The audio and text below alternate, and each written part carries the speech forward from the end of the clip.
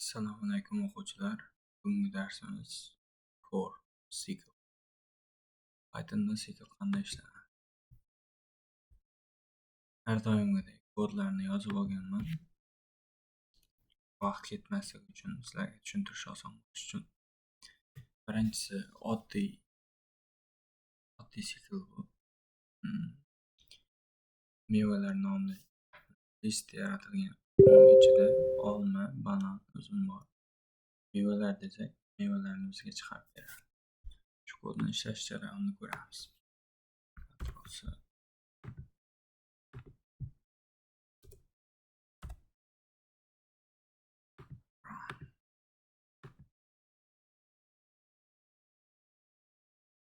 Olma chiqarib.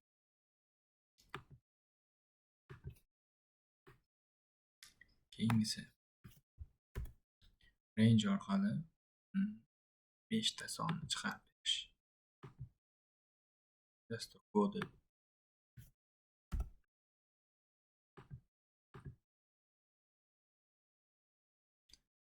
Nol, 1, 2, 3, 4, 5. Nimaga 5 chiqmadi desangizlar. 0 dan boshlagan uchun 5 ta raqam chiqarib berish kodida u. Agar 6 desak, 5 ham chiqaradi. 6 deymiz. Qaytadan run qilamiz. Run qilamiz. 5 ham chiqdi. 0, 1, 2, 3, 4, 5. 6 ta raqam chiqdi. 0 dan boshlangan uchun. Keyingisi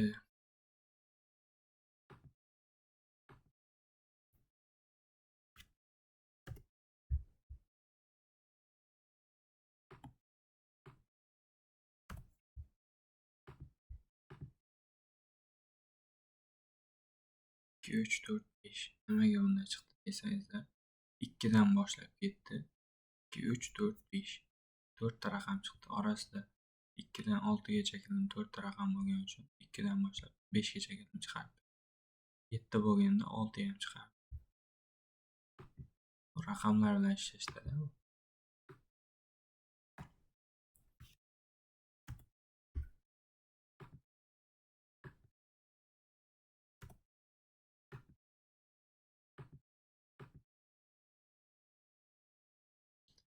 O'sha bunda javobda 1, 3, 5, 7, 9. Buni o'zidan ham ko'rinib turibdi. Sonlarimiz 1 dan boshlangan. 10 gacha keldim. Tog' sonlarni olsin degani uchun 1 dan 9 gacha kelib chiqdi. Tog' sonlarni chiqarish uchun shunday kod yozadi. Misol uchun bu joyda 10 emas 20 deganimizda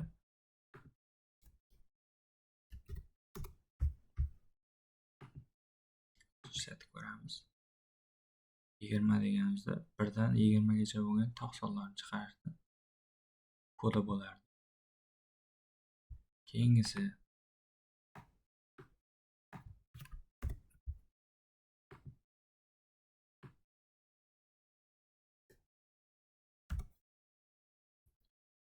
minus 1 degani bu. Minus 1 degani 10 dan boshlab teskari chiqarib berish. 10, 9, 8. Teskari chiqarish uchun minus 2, minus 1. Misol uchun minus 2 desak shu. Qanday chiqadi?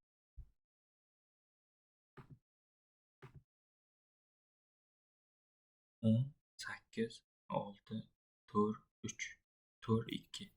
Juft sonlarni chiqarib beradi. Keyingisi str bilan ishlash. Cycle'da str bilan ishlash. Bu qanday bo'ladi?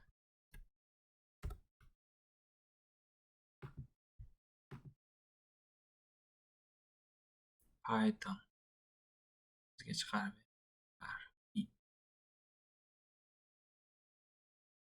Nimaga Pythonni bunday chiqarib berdi? 0-indeksda p turibdi. 1-indeksda y turibdi. harf ichidagi in degan ichida degan harf ichidagi so'zni chiqarib ber deb dastur kodini yozdikda biz. O'shanga shuni chiqarib ber.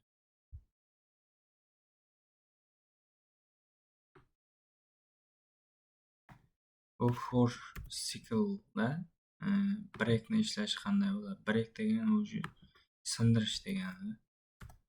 Sindirish kodni. Shu joyda to'xtab, u tomoniga o'tmaydi, sinadi degan. Misol uchun for i in range 10. I ning ichida biz bergan qiymat 10, 10 gacha kelin bo'lgan sonlarni chiqarish kerak edi. Biz bu yerda shart ham qo'ydik. If agar i'miz teng 0, 5 ga teng bo'lsa, break qilsin. 5 gacha kelin bo'lgan sonlarni chiqarsin. 0, 1, 2, 3, 4 ni chiqardi. 5 ta raqamni 5 ta sonni chiqarib berdi. Break. Shu joyda sindi.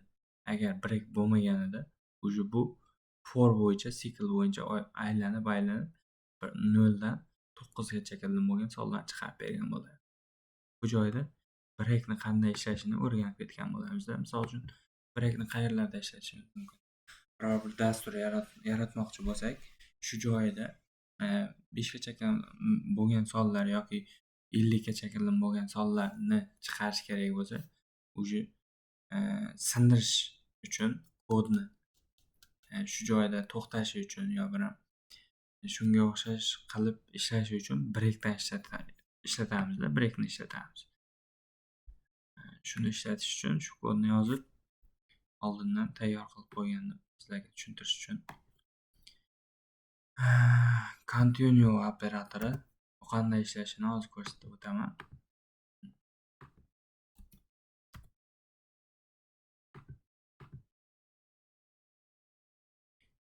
Nol, 1, 3, 4. 5 gacha keldim. Sonlarni 0, 1, 2, 3, 4. Bunda ham shu. If agar 2 nimaga bu ishlamadi desangiz, continue'ni shunday nimasi bor, o'zini imkoniyatimi nima desak bo'ladi.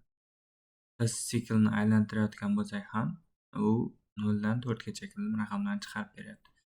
Bu yerda if i teng 2 deganimiz ishlamay qoldi. Nimaga desa, continue bor. Continue bor joyda shunaqa ishlaydi-da kod. Continue'ning vazifasi shundan iborat. Ich-ichida for cycle ko'rib o'tamiz.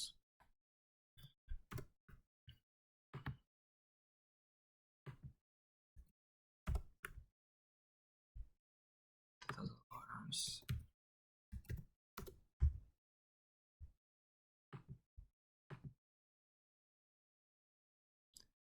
0, 0, 0, 1, 0, 1, 0, 1, 1, 2, 0, 2, 1. I ning ichida 3, G ning ichida 2. Print EG bo'lgani uchun 2 ustun chiqaryapti. Birinchi ustunda ikkalasida ham o'sha 0 dan boshlangan. Birinchisida raqam chiqaryapti. Indekslab chiqaryapti. Ikkinchisida o'sha raqamlarni chiqarib beryapti. Nimaga desa, bu kodni ishlash jarayoni shunday bo'ladi-da. Endi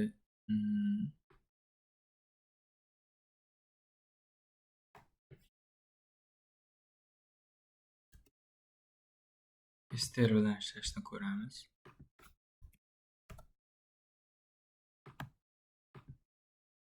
Listlar bilan ishlashdi. 0 olma, 1 banan, 2 uzum. Joyda lug'atda keyin indekslab chiqarib berdi. 0-indeksda olma turibdi, 1-indeksda banan, 2-indeksda uzum turgani uchun shu tarzda javobimiz chiqdi. For'ni ishlashi shunaqa bo'ldi. For cycle aylansin, indeksdan mevani ichidagi elementlar, mevalar, indekslar mevalarni chiqarib berdi-da bizga. Endi lug'atni ko'rib o'tamiz.